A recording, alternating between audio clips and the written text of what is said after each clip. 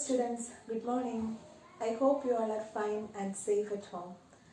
Actually, we have missed one class in the last week. So anyway, after 2 weeks we are meeting again. So we were discussing about the chapter electricity and we studied a few things. Do you remember? It is very important so that you have to go through it. And we were discussing about what? Ohm's law, isn't it? And we stated the law, then we derived mathematical expressions for the law, then we studied VI graph, okay, the shape of VI graph, then we introduced a new term called resistance, then we defined resistance. I'm saying this just to have a summary of our last class. Okay, so today we will be discussing the factors affecting resistance. The factors affecting resistance. As you know what is resistance, what is the SI unit of resistance, we can directly move to our today's topic, that is factors affecting resistance.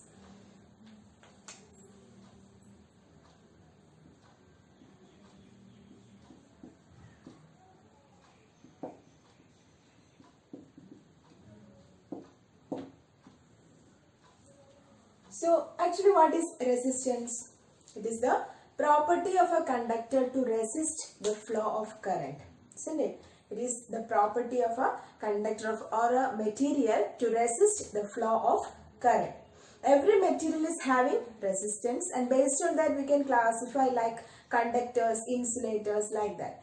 If the material is having very low resistance, more current will be passing through it, and such materials can be classified under the category of conductors, or we can put under the category of conductors. And those materials which do not allow the passage of electric charge are called insulators. That means it is having high resistance. You know that. Now this resistance depends on certain factors. For finding what are the factors on which the resistance depends, we have to do one activity. Okay. For that, we are taking a nichrome wire. Nichrome, in the last class I told it is an alloy. So nichrome is a very good conductor also. Even though it is an alloy, it is a good conductor. So we are taking nichrome here and we are doing we are recording 3 or 4 sets of values. Okay. First I will say the experiment procedure. Then you will get an idea of what about the conclusion or what are the observations. Okay. So first we are taking a nichrome wire. So this is my nichrome wire. Now this nichrome wire is connected to a cell, a key and an ammeter. Understand? A cell, a key and an ammeter. So this is my nichrome wire having a particular length. This is the first set of experiment that we are doing. Okay. So by pressing the key, the current will start to flow, isn't it? From positive to negative. What about the connection of ammeter?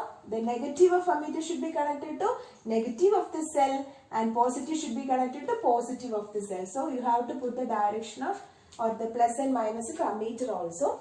And here what will happen? The current starts to flow. When the current starts to flow, the ammeter will show the reading. Since there is a potential difference created by the cell, current will flow through the wire and so the ammeter starts to deflect or starts to move so that we can record the value of current from the ammeter. Understand? So this is my first set of experiment. So suppose AB is the nichrome wire. Okay. Having a particular length 12 centimeter. Having a length 12 centimeter. Now we done the experiment. We performed the experiment and we measured the current I. Okay. We measured the current I. Clear. We got a particular value. Let it be 5 ampere. It is just a example only. Okay. Now the second set of experiment. In the second set of experiment, I am taking the same length of wire. same length of nichrome wire but having a little more thickness. Having a little more thickness. Okay. So again I am taking a nichrome wire of 12 centimeter but the thickness is increased. Thickness of the wire is increased. So what do I mean by thickness? Actually it is the area of cross section. Area of cross section of the wire is increased. Understand? So this wire will be like this. Next I took another nichrome wire having the same length but having a little more thickness. Understand? So the area of the nichrome wire is increased for my second set of experiment. In that experiment, I got the value for current. I got the value for current as 7 ampere. As 7 ampere. Okay. Now again, the third case is I am taking a nichrome wire having length more than 12 centimeter. Okay. Again, a nichrome wire AB having length more than what? 12 centimeter.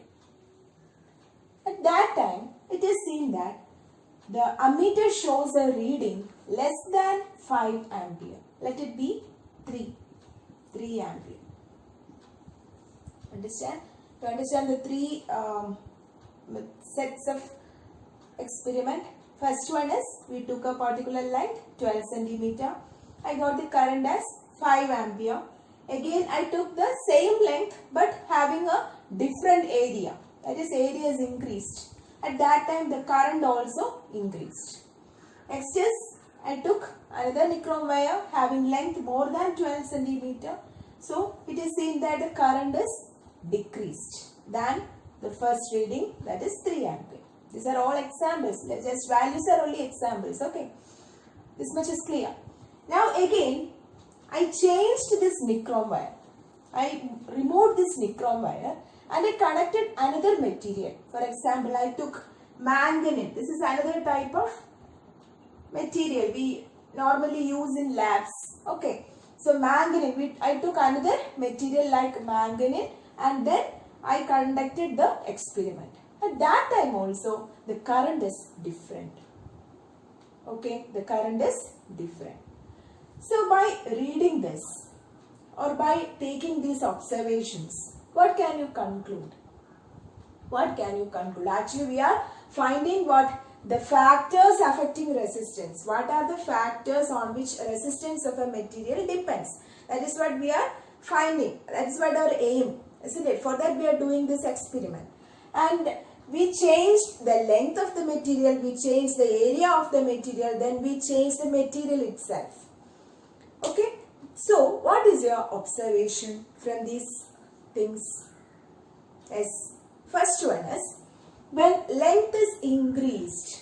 Look here, when length is increased, that is when length 12 centimeter is changed to, if it is 15 centimeter, that is more than 12 centimeter. I took two cases, right? When the length is increased from 12 to 15 centimeter, the current is decreasing.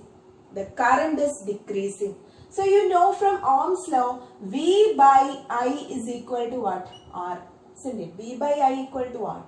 So whenever the current increases, resistance decreases. Whenever the current decreases, the resistance increases. So there is an inverse proportionality between these two, current and resistance. Inversely proportional. When one increases, the other decreases. Isn't it? So, when I increase the length, these are the two cases. When I increase the length from 12 centimeter to 15 centimeter, current is actually decreasing. That means what? When the current is decreasing means the resistance is increasing. Understand? The resistance is increasing. Clear? So, the current is decreasing when I increased the length of the wire. At that time, if the current is decreasing means the resistance is increasing. So that is the first point that we have to note here. That is, resistance depends upon length of the wire or length of the material. Now how does it depend? It is directly proportional. Why? Because when I increased the length, current is decreasing, isn't it? That means what is increasing? Resistance is increasing. Clear? When I changed the length from 12 to 15 centimeter, the current is decreasing, which means that resistance is increasing. So when length is increased, the resistance also increases. That is the first point. Clear? Now, second case, what happened? In this case, it has a particular area. Second case, I place the same length, but what area is increased? The thickness is increased. So when the area is increased, the current is increasing. Understand? When area is increased, the current is increasing. Current increasing means that resistance is decreasing. Isn't it? When the current is increasing, resistance decreases. That is, when area is increased, resistance decreases. Clear? When area is increased, area of cross section is increased, the resistance decreases. So what can I say? Again, the second point is what?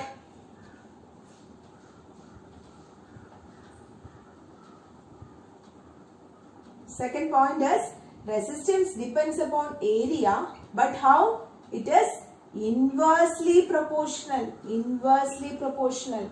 R is inversely proportional to area. Here we got R is proportional to length. Understand? R is directly proportional to length. When resistance increases, when length increases, resistance increases. When area increases, resistance decreases. That is why when you took a thicker wire, more current is flowing. When you are increasing the area, actually the current flow will be more, which means that resistance decreases. That is, only when the resistance is low, more current will flow. You have studied that, isn't it? So that is the second case. Now the third case is changed the material, isn't it? When we change the material also, the current is varying. That is, resistance also depends upon the nature of material.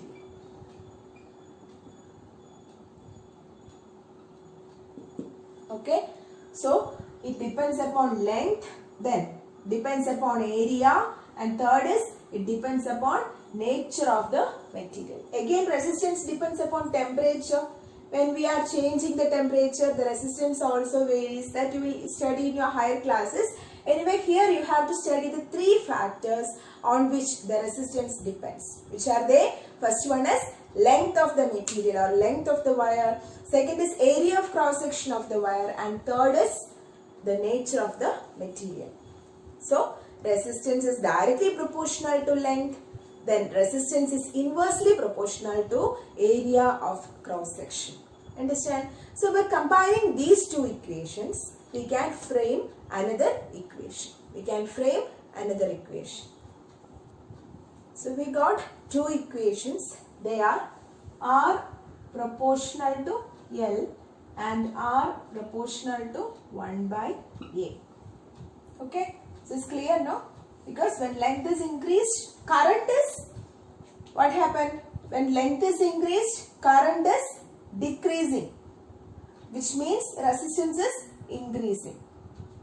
Again, when area is increased, current is increasing, which means resistance is decreasing. So, there is an inverse proportionality between resistance and area and direct proportionality between resistance and length.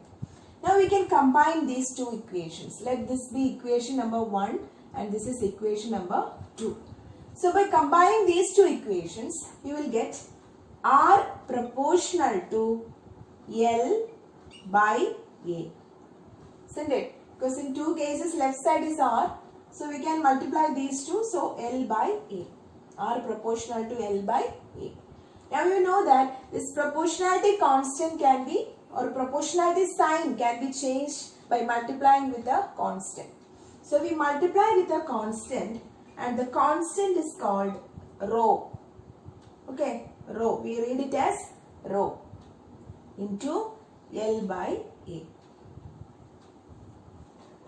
Clear? So R equal to rho into L by A. Understand? Now this rho is called the electrical resistivity.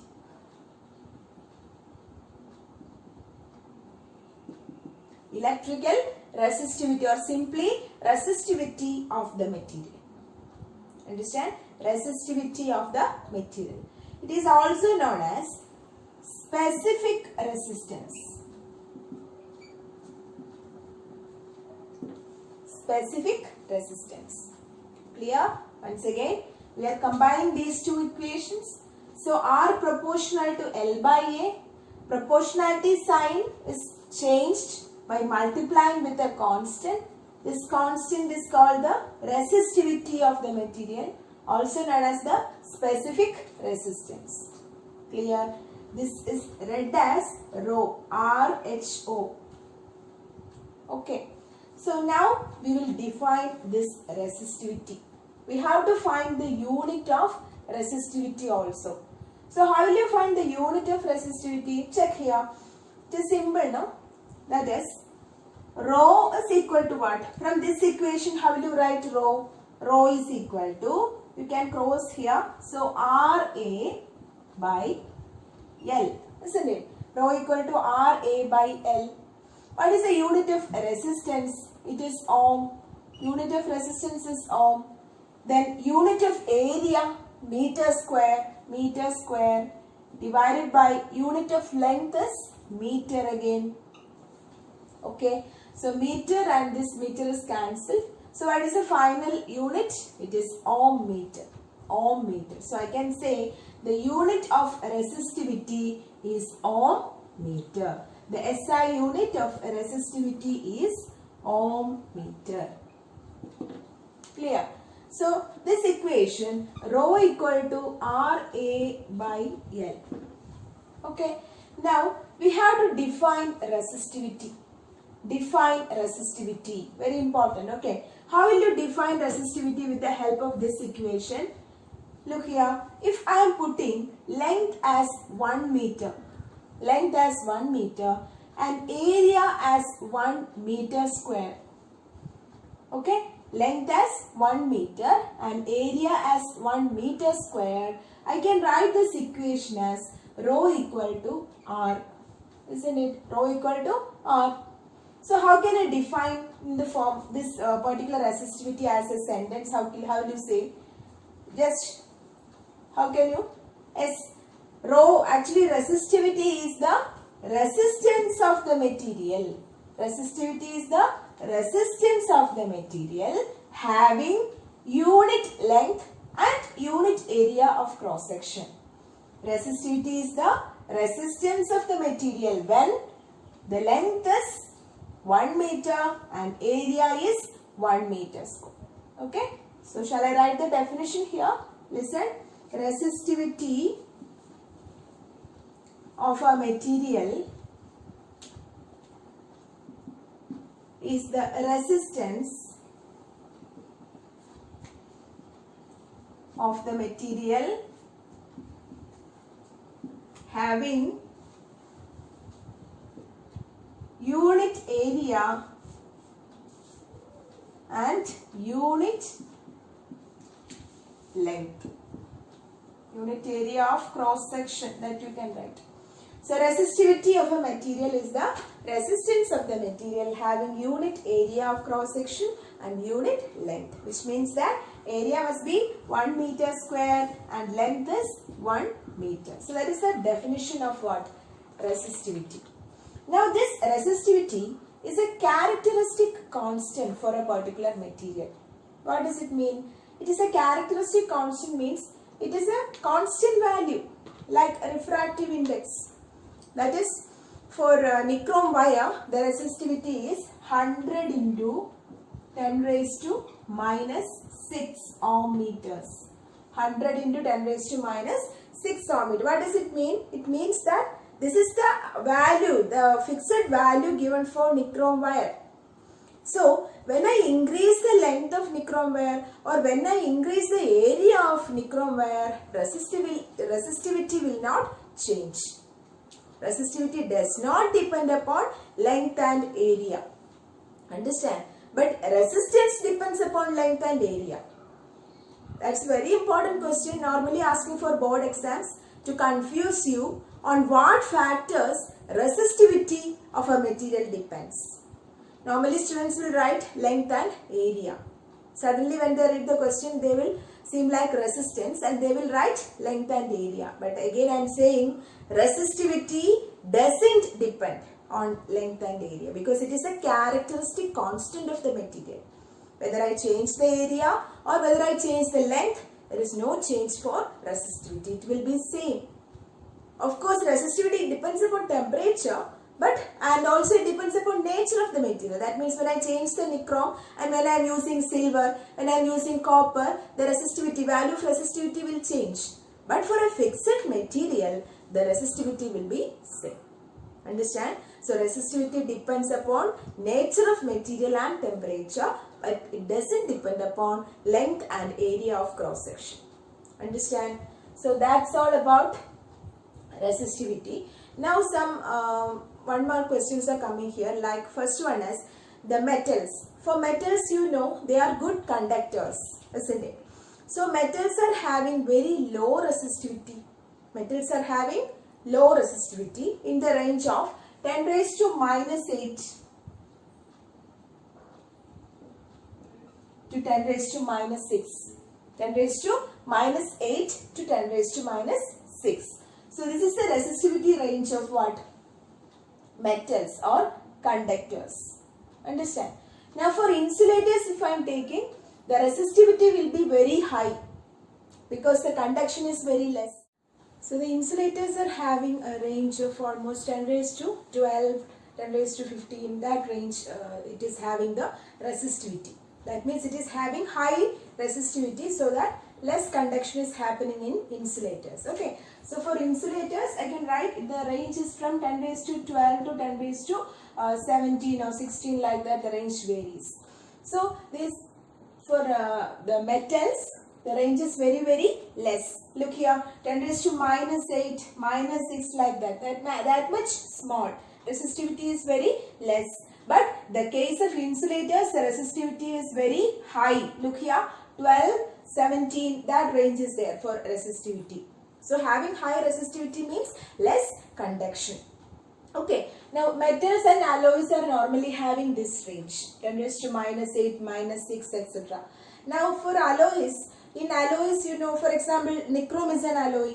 Nichrome consists of so many metals like nickel, chromium, like that. It consists of so many metals. That's what called alloy, right? Now for each metal, if I am taking, the resistivity is, for example, for nichrome consists of so many what? Metals. And each metal, if I am taking, it has a particular resistivity, isn't it? But the combination will give you alloys, and the alloys has a resistivity of the order of normally 10 raised to minus 6. Understand? So the alloys are having a resistivity of 10 raised to minus 6. Maybe nickel is having a resistivity of 10 raised to minus 8. Understand? So there is a variation in the range. Even though the alloys are the combination of different metals, the resistivity of the alloys will be higher than the resistivity of what? Each metals present in it. The resistivity of the alloys will be higher than the resistivity of the metals present in it. Understand? Now, we will move to some numericals based on the equation, that is rho is equal to R into L by, A by L. Rho equal to R into A by L. Based on that, numericals will be asked to find the resistance, to find the length, area, to find the resistivity of the material, etc. So we will move to the first question now. Okay, you can copy the question with me and you can do it along with me now. So I will say the question, you can write it down now.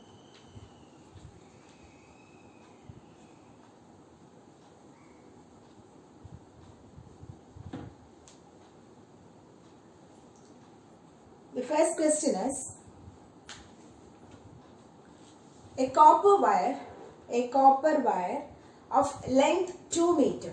A copper wire of length 2 meter and area of cross section is 1.7 into 10 raised to minus 6 meter square, has a resistance of 2 into 10 raised to minus 2 ohms. Calculate the resistivity of the copper. Okay, the question is a copper wire of length 2 meter has an area of cross section 1.7 into 10 power minus 6 meter square. Then resistance of 2 into 10 power minus 2 ohm. So you have to calculate the resistivity. Direct question only. So first you have to write the equation. Equation is rho is equal to RA by L. Isn't it? Because R proportional to L, R proportional to 1 by A. Combining the equations, R is equal to rho into L by A. You are asked to find rho here. So rho is equal to RA by L. Clear? Now simply substituting the values for R, A and L, you will get R is equal to 2 into 10 raised to minus 2. Then area is 1.7 into 10 power minus 6 and length is 2 meters. You have to check if it is not in the SI units. For example, if the area is in centimeter square, you have to convert it into meter square and then substitute. Understand? Length, if it is in millimeter, you have to convert to meter and then substitute. Otherwise, the answer will be wrong. So, be careful about that. Okay. So, now this is very simple. 2 gets cancelled. Finally, 1.7 into 10 power minus 8. Because minus 6 and minus 2 is there. So 1.7 into 10 power minus 8 ohm meters. Clear? So this is the direct question only. But in this section, so many application questions are asked. So you should be more careful about that. And regarding those numericals, we will take another class. So today, I think it's time to wind up. You have to go through the video class again and again if you are not getting clarified. So have a nice day and thank you.